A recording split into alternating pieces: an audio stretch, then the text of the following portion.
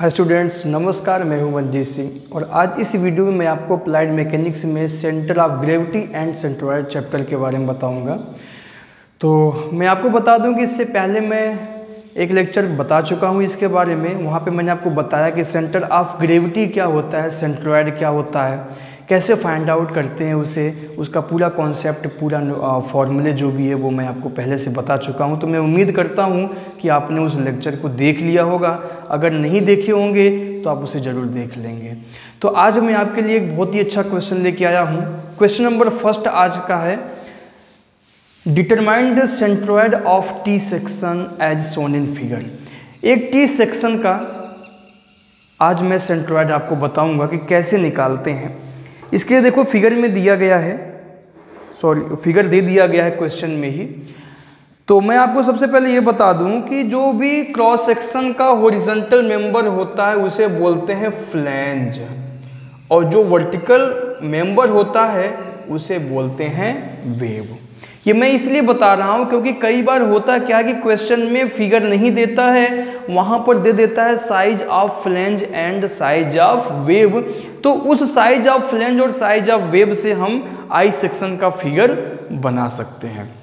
जैसे दे देगा कि size of flange 80 mm into 20 mm है, तो देखिए 80 mm इंटू 20 mm है। साइज ऑफ वेव कितना है, 20 mm इंटू 60 mm है। तो इस तरीके से हम उसका फिगर बना सकते हैं। आप कैसे सॉल्व करेंगे? सबसे पहला नंबर तो ये है कि इसे आप अलग अलग बॉडी में अलग अलग कर लेंगे। फ्लैंज और वेव को आप अलग अलग कर लेंगे। तो देखिए यहाँ से मैं इसे एक लाइन ड्रॉ करता हूँ, तो आपका ये फ्लैंज अलग हो गया। इस फ्लैंज को बॉडी नंबर फर्स्ट मान लेते हैं और इस वेव को बॉडी नंबर सेकंड मान लेते हैं। सबसे पहले आप जितने भी बॉडी से मिलके वो क्रॉस सेक्शन बना होता है उसको आप अलग अलग मेंशन कर देंगे, फर्स्ट, सेकंड, थर्ड, फोर्थ या ABCD इस तरीके से करके आप अलग अलग कर लेंगे।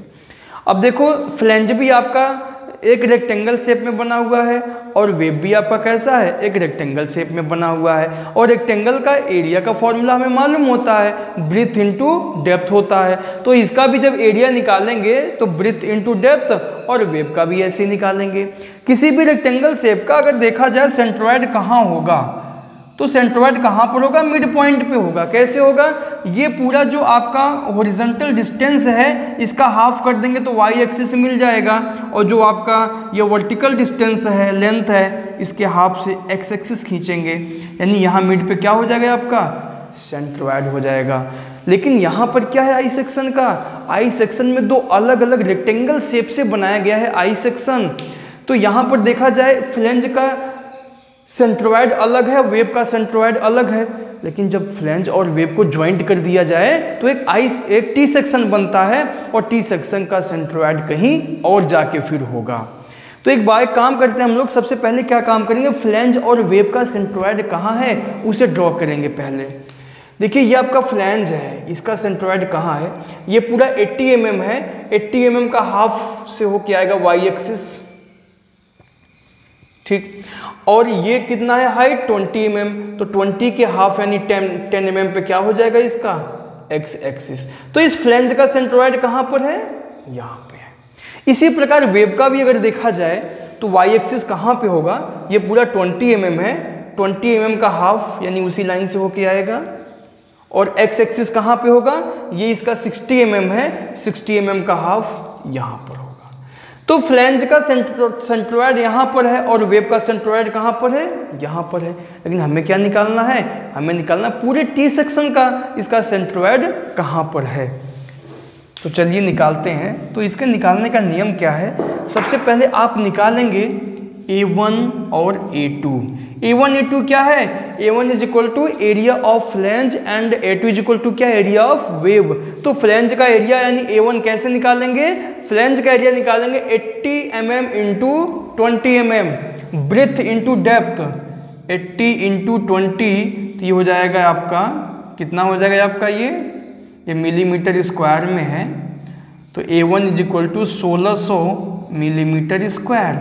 इसी प्रकार A2 आप निकालेंगे तो कैसे निकालेंगे, ये है आपका 20 mm और ये है आपका 60 mm, तो ये हो जाएगा 20 इंटू 60 मिलीमीटर का square. A2 is equal to क्या हो जाएगा, 1200 मिलीमीटर का स्क्वायर। बात समझ में आई आपको? यहाँ पे मिलीमीटर केवल लिखते हैं, साइज है आपका ये, ठीक है। A1 A2 आपको पता चल गया। अब हमें निकालना x1 x2 और y1 y2। अगर ये चारों वैल्यू आपको निकालना आ गया तो आप किसी भी क्रॉस सेक्शन का सेंट्रोइड बहुत आसानी से निकाल सकते हैं। कैसे निकालते हैं? सबसे पहले हम एज्यूम कर लेंगे कि इसका सेंट्रोइड। कैसे एज्यूम करेंगे? देखिए, सॉल्व करने के बहुत से तरीके हैं, लेकिन मैं जिस तरीके से जो मेथड से बताऊंगा ये आपको बहुत ज़्यादा इजी लगेगा। तो वाई एक्सिस हमेशा हम मानेंगे इस पूरे क्रॉस सेक्शन के लेफ्ट साइड में जाएंगे और मिनिमम एक बॉडी को टच करना चाहिए। ऐसा नहीं है कि जितने बॉडी हैं सबको टच करना चाहिए। टच होता है तो ठीक है, नहीं होता है तो कोई बात नहीं, मिनिमम एटलीस्ट वन बॉडी को टच करना चाहिए। हमेशा लेफ्ट साइड में मान लेंगे वाई एक्सिस, और एक्स एक्सिस कहाँ मानेंगे? सबसे बॉटम में, सबसे नीचे मानेंगे कि एक्स एक्सिस है यहां पर, यानी कि यहां पर है आपका सेंट्रोइड एक्स बार और वाई बार। हमने एज्यूम किया हुआ है कि यहां पर है, लेकिन यहां पर है नहीं। अभी हमें निकालना है एक्स बार और वाई बार का वैल्यू। इसके लिए हम क्या करेंगे? x1 x2 y1 y2 निकालेंगे। अगर ये आपको निकालना आ गया तो समझ लीजिए कि आपको क्वेश्चन सॉल्व करने में कोई परेशानी नहीं होगा। आप ध्यान से समझेंगे कैसे निकालना है। x1 x2 की बात अगर मैं करता हूँ, x1 1 का मतलब होता है पहले बॉडी का सेंटर, और 2 का मतलब होता है दूसरे बॉडी का सेंटर, और x का मतलब होता है हॉरिजॉन्टल डिस्टेंस। कैसा लेना है? Horizontal distance. कहाँ से लेना है? y एक्सिस से। तो y एक्सिस से पहले बॉडी के सेंटर का डिस्टेंस लेंगे तो x1 हो जाएगा। क्या बोला मैंने? y एक्सिस से पहले बॉडी के सेंटर का डिस्टेंस लेंगे तो x1 हो जाएगा। y एक्सिस आपका यहाँ पर है और पहले बॉडी का सेंटर कहाँ पे है? यहाँ पर है। तो इसके बीच का क्या लेना है? Horizontal distance. इस y एक्सिस से पहले बॉडी के सेंटर का हॉरिजॉन्टल डिस्टेंस कितना है? ये टोटल 80 mm है। 80 mm का हाफ कितना हो जाएगा?